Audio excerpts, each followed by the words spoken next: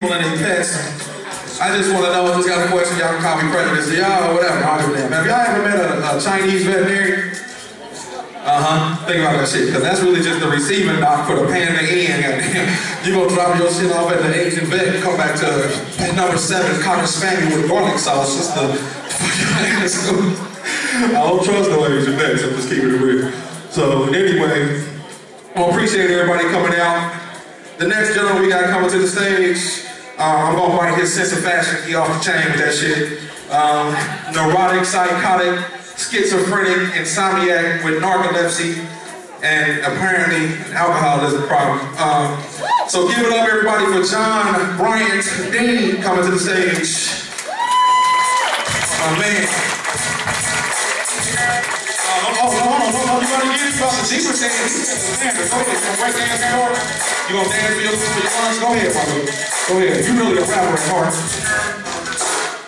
You've already seen the white man dancing part of the show. I'm a recovering fat man. I've lost over 200 pounds. Give it up for that. Yeah. I lost so much weight. I've never seen skin hanging in so many places. I take off my shirt, it looks like I still need to take off another shirt. That's how the skin hangs. I'm telling you, you don't want to lose 200 pounds that quick. It's horrible. You mentioned I have narcolepsy. I have a form of narcolepsy that's kind of technical. I'll share with you the technical term. It's called extreme daytime sleepiness. Yeah, let's let that sink in. They paid a doctor to name that. It's kind of like calling my migraines big bad brain boo-boos. I thought it was funny. I went to the doctor for my migraines. He told me, he said, "Son, don't worry, it's all in your head."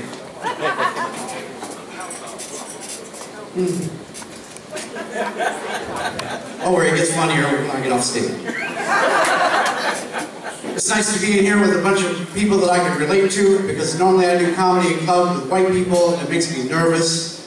I can't stand being in front of large groups of white people, because I've never lived in a white neighborhood in my life. The closest I came was living in a Latin American neighborhood in Tampa, Florida, and even they called me white. I was like, man. So where I live now, I moved in 4 years ago. When I moved in, the lady across the street comes over, and she said, "So you bought the house?" I was like, "Yeah." She said, "You gonna fix it up?" I said, "Yeah." She said, "Cool. Are you gonna rent it out?" I said, "No, I'm gonna move in." She said, "Well, don't you know?" I'm like, "Don't I know what?" She said, "You're white." I said, "Don't tell nobody. You might not figure it out."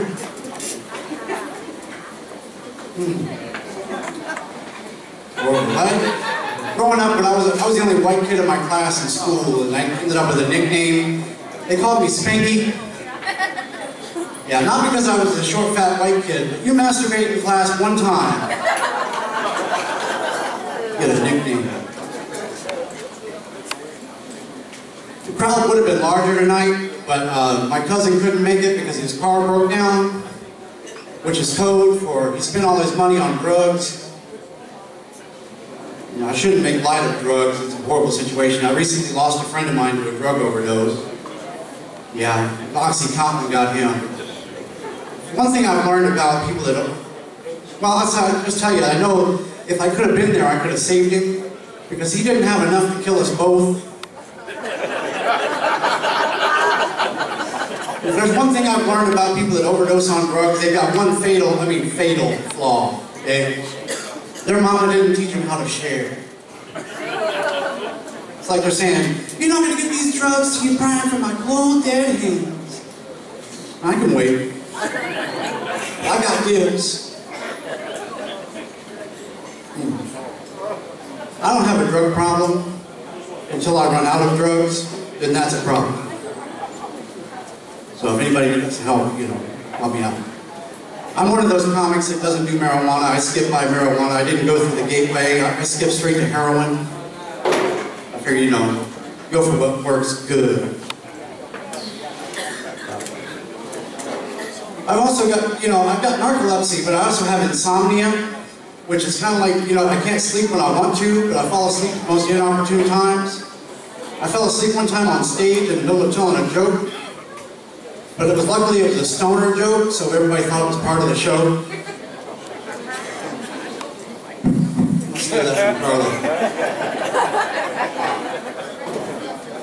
Yeah. So anyway, I deal with narcolepsy, but having narcolepsy with insomnia is kind of like being a homophobic homosexual. Or as they like to call it, a televangelist.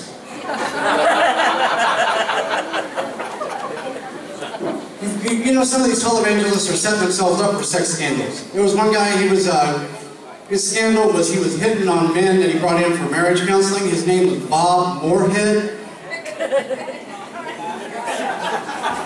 Then you always got Oral Roberts. I'm just saying. You don't think they were setting themselves up for a scandal? I deal with it. I find comedy in a lot of different places. Obviously not here tonight, but we'll deal with it.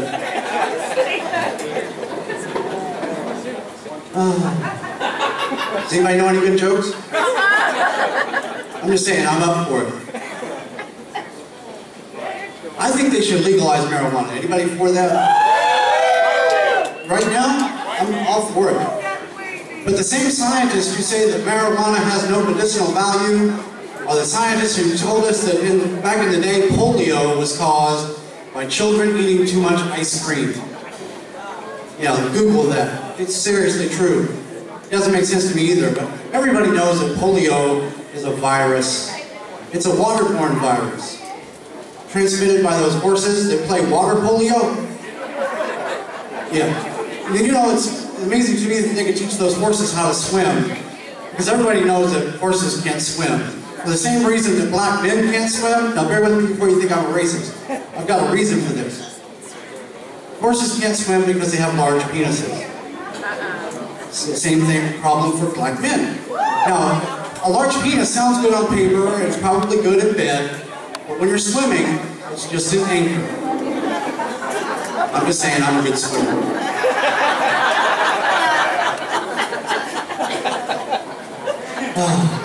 So speaking of my sex life, my wife is very supportive of comedy. She's really cool. She thinks I should sell everything and go on the road doing comedy. In Winnebago with just her and my 2 dogs, which, that's fine, but really what she's asking me for is a divorce.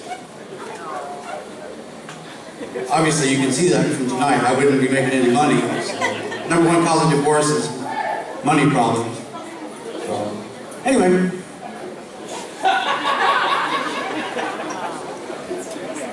You guys have been great. I like a polite crowd, one that doesn't interrupt everybody with laughter. That's just so rude when it happens. Let's see if I've got something written down here. No, but I was talking about, homosexual televangelists. I have no problem with gays. I mean, some of my best friends have gay friends, so it's fine with me. I have a friend of mine who recently came out of the closet, but he didn't realize there was a glass door on that closet, because everybody knew but him. And I was talking about drugs. I forgot to share with you, one of my Facebook friends shared with me something, and my impression of her, I can't really do impressions very well, but I imagine her voice sounding like a summer's eve kind of tone, kind of douchey.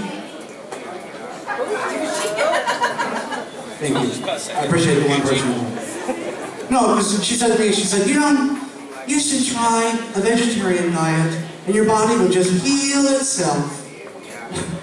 As if protein were my problem, I'm in pain, people. I'm not a televangelist. See what else we got. Oh, I see a lot of people going to the movies now with diaper bags because the concessions are so expensive.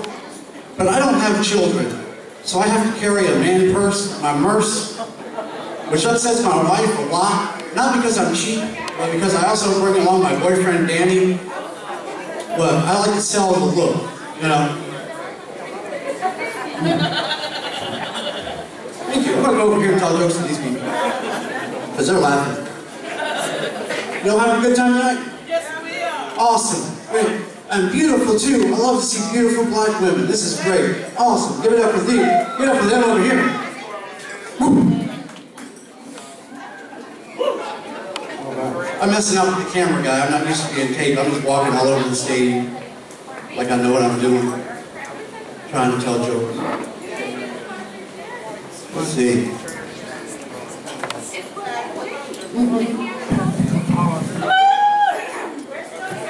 You still here?